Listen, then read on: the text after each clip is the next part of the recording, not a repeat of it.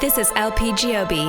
Listen up, children. You are listening to Femme House Radio. I said listen up, children. On Diplo's Revolution, Sirius XM. A wonderful night is made as much by the dancers as the music. Guided as much by the spirit of joy in the room as by the hand which reaches for the next record. Each of us has a role in tonight's experience. We all play in the band. This is LP Giobbi, and I founded Femme House, a 501c3 foundation and educational platform that teaches the technical areas of music making for women, non-binary, trans, and other marginalized gender identities. Every week, I will be interviewing and spotlighting women in music while bringing you the best dance tunes from around the world. And so are you based there? Yeah, I'm based in Taipei for now.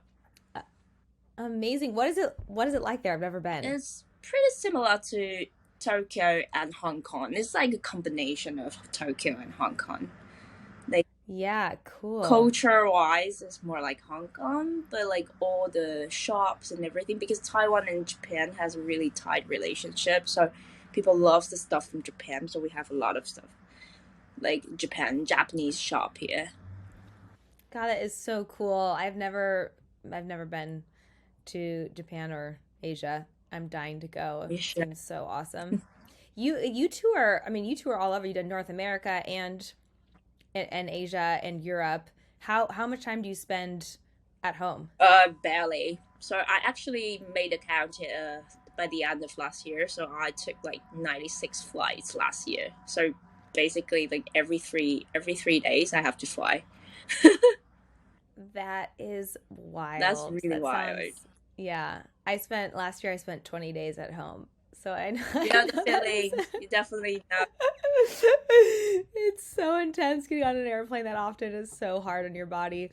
And getting back to Asia from I heard that's the worst jet lag ever, going from Asia to North America. Yeah. It's like 16 hours for now, the flip. Yeah, how long does it take you to adjust your body clock? Normally I just sleep whenever I want to sleep, so I don't really, I have the thing that I can sleep on the fly, so when I arrive I already slept, so which is okay. But sometimes if I really I feel like it's also kind of my job, like to be like this, like always fit in the time zone, you know what I mean? Like just. So is that how I have an app called Time Shifter that like helps you with jet lag and whatever. And so is your approach like I feel there's two approaches. There's like either trying to like readjust to whatever time zone you get to and by like, sleep doing whatever, or do you just like I'm going to sleep when I can sleep and that's it? Like you don't think too deeply. Yeah, I'm more like the second one. I just sleep whenever I want to sleep. Oh my So I've tried that, and then I end up wanting to sleep when I need to be like up and playing, and that is just brutal for me. That's so impressive. You can just do that. I also can't just sleep whenever. I have too much anxiety. You need a routine, like every day. Yes, which is I picked a horrible job for needing routine, but I guess I just like during I want to be up during the day of wherever I am, and so because I feel like I'm going to miss calls or I'm like not being productive enough or whatever. And so I try to adjust, but I have a really hard time adjusting. I did, I went to Australia and and so going with west is easier on me. So I went to Australia and then I went back to the States by way of Ibiza in Europe. So I actually never had jet lag because I was always going west. Yeah. And that was incredible. That was an incredible setup tour, but that was the only time I ever beat it. Okay, cool. Well, I'm just going to jump right into the interview since we are limited on time. Yeah. So I'm going to read a little blurb and then ask you a few questions. Okay.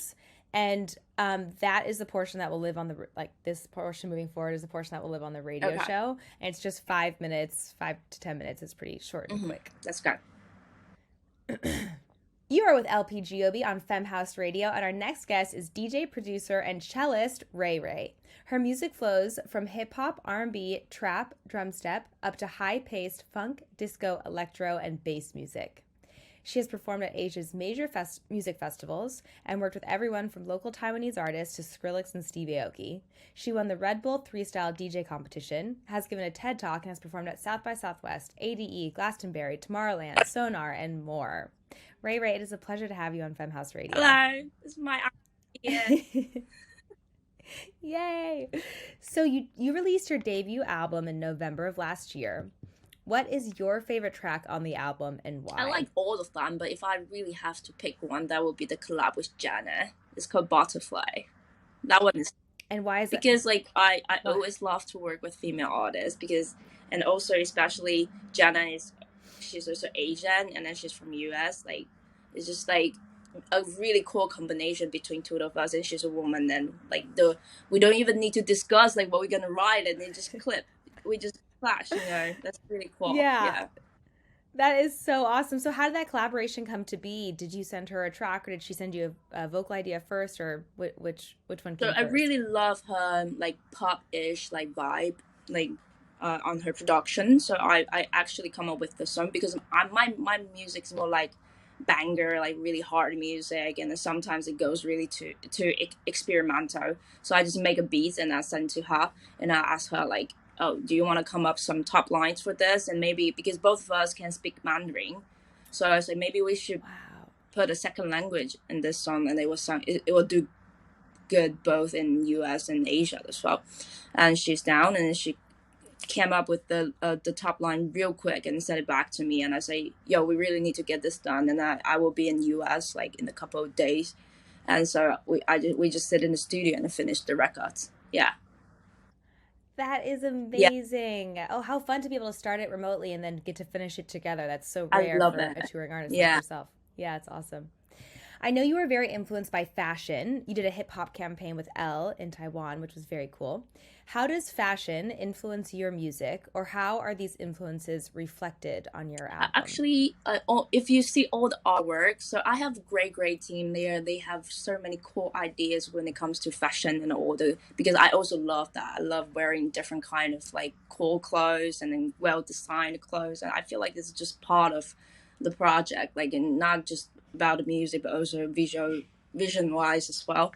So it's just always part of my music, and then also part of my ideas, not just like the cover, also the music video as well. And also I actually made a track long ago, like four years ago. It's called OOTD. So basically just me, I produced the beats, and also the rapper, he's also very into fashion. He's actually have his own brand right now. So we just like work together and then just make the song, and then just like calling out all kinds of fashion names and stuff, and then just put it in song. It's really cool. Yeah. Oh, that is awesome. You performed at Taipei Fashion Week, and you tour a lot in Asia, Europe, and North America. So I would love to learn about the differences you see between the fashion worlds in those places. Taipei Fashion Week is really cool because they always pick up a lot of new designers from Taiwan. So I'm always into this kind of events because you always can discover like someone like really cool and really fresh and all the stuff. So that's also one of my inspiration to work with all kinds of like designers when it comes to music or fabrics and everything. And also, you mentioned the other one, the L one. It's actually it's like a combination between like traditional materials and traditional elements. It's not just like about like the stories and everything like from Taiwan, like old school Taiwan, and then they try to turn it into like fashion and then work with different. Like I'm one of them, DJ, and also they work with rappers, and they just want to brand it into like a new. I don't know how to call it, but it's just like a trying new stuff and then like combine everything together from the old to the new. Yeah. Cool. Do you find that when you play a fashion party, do you play a different kind of set than you would play at, say, like a festival or in a nightclub? Yeah, it's quite different though. I would like to play house music, more like house elements when it comes to like the fashion events, because I feel like it's more fit in the atmosphere. And also I have a lot of house records, so it's always nice to play it out, Yeah, fun. Because your club sets are really high energy and bangers. I would say, just so that's really cool that you can do both sides and have such a diverse leaning in that way. Yeah.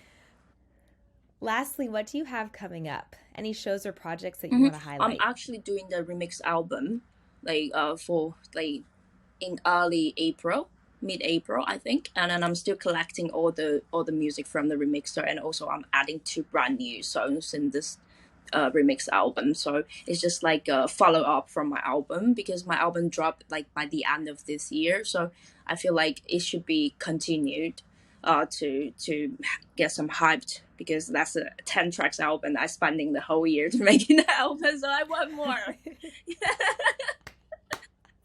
Snaps to that. I could not agree more. I'm actually releasing my debut album this year, and I'm already starting the club edits. I'm like, I work too hard on these tracks to just like, you know, release it. It's done. Like, we need to follow up. We need to really rinse this. Exactly. Yeah.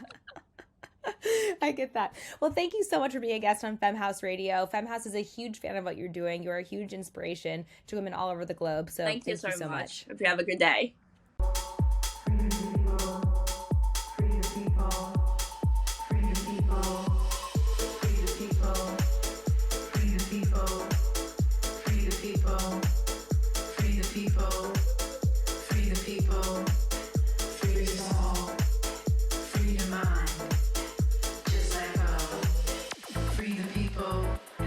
Free your soul, free your mind, just let go. Free the people, free your soul, free your mind.